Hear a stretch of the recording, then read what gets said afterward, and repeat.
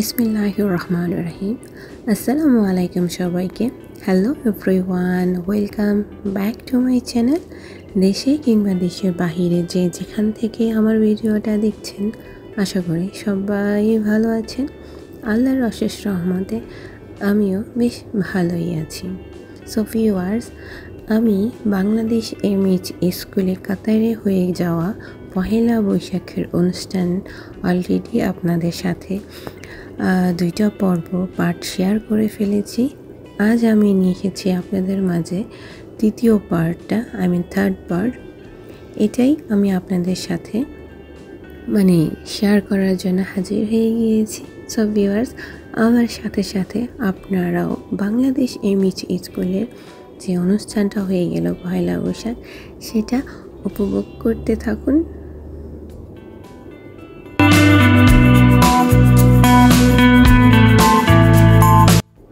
এইখানে ছিল বাংলাদেশ স্কুলের স্টুডেন্টের আপনার ছোট ছোট পরিদের আপনার দলীয় নৃত্য কিংবা ফ্যাশন শো, এটার মাঝে অনেক কিছুই ছিল। বাট ওদের নাচগুলো আমার কাছে এত সুন্দর লেগেছে। আপনার কাছে কেমন লেগেছে সেটা অবশ্যই কমেন্ট করে জানাতে ভুলবেন না। তার মধ্যে দেখুন, এই যে লাল পরীটা, এই পাকুনি পরীটা এত ঢঙে ঢঙ্গি হয়ে নেচেছিল, ভীষণ ভালো লেগেছে। আর তার নৃত্যটা দেখে শুধু আমার না, আমার যে আশেপাশে যতগুলো মানুষ ছিল সবাই অবাক এবং অনেক ভালো লেগেছে সবার।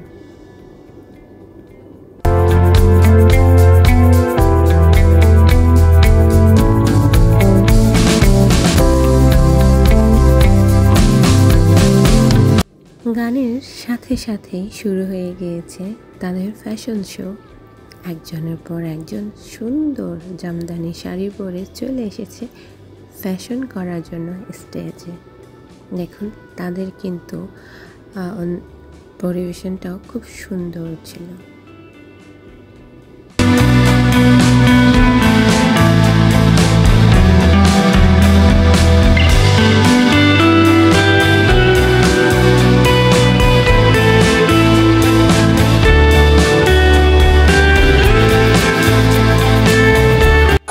আমাদের পহেলা বৈশাখ লাল শাড়ি, লাল সাদার উপর পহেলা বৈশাখের থিমটা হয়ে থাকে, কস্টিউম হয়ে থাকে, ড্রেসের কালারটা হয়ে থাকে।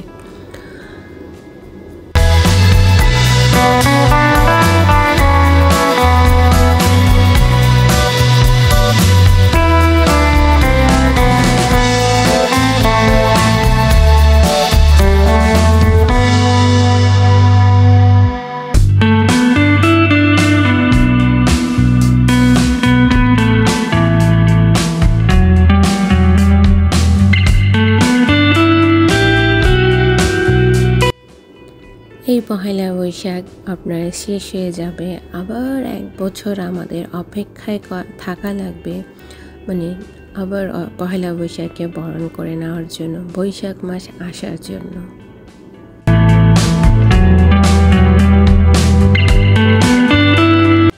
তাদের দলীয় নৃত্য শেষ হওয়ার পরে আমাদের মাঝে চলে এসেছে আমাদের ফুটফুটে আরেকটি সুন্দর সুকণ্ঠ,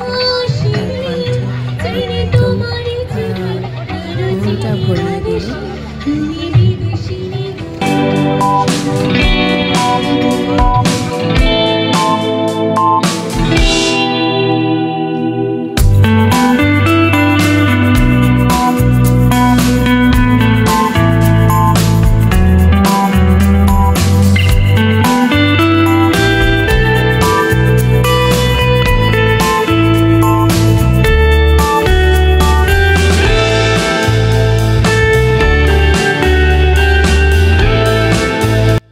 ঠিক একক সঙ্গীতের পরপর চলে আসছে আবার বাংলাদেশ এমএইচ স্কুলের শিক্ষার্থীদের দলীয় নৃত্য।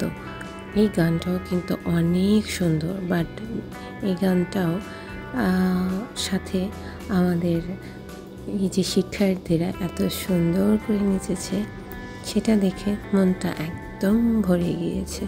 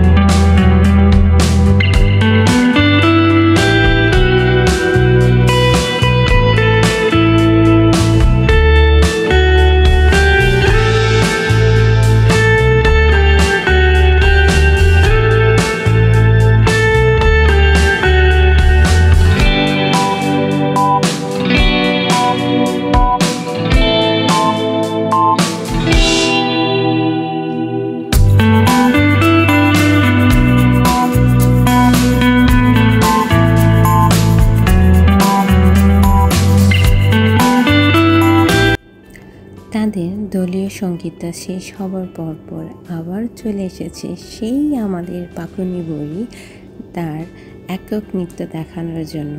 তো আপনারা দেখতে থাকুন, উপভোগ করতে থাকুন এবং কমেন্ট করতে থাকুন যে এই দুষ্টুমণিটার নাচ কেমন লেগে গেছে আপনাদের।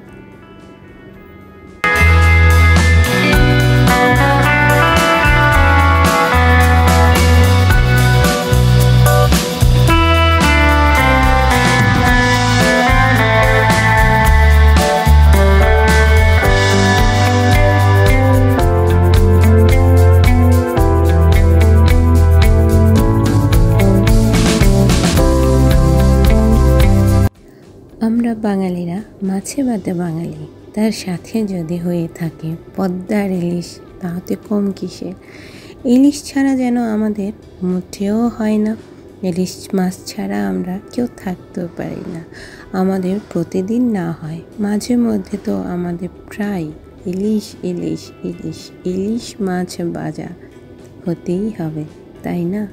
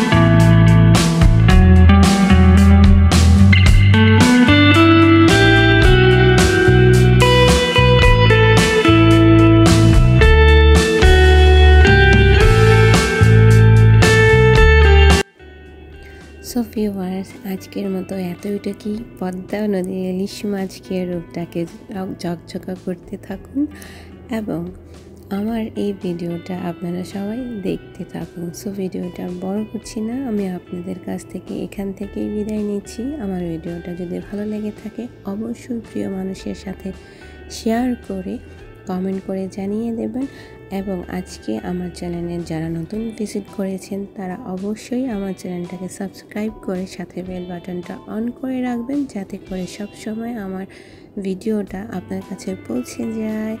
সো ভিউয়ার্স, আজকের মতো আপনাদের কাছ থেকে বিদায় নিচ্ছি। সবাই ভালো থাকবেন, সুস্থ থাকবেন। আল্লাহ হাফেজ, আসসালামু আলাইকুম।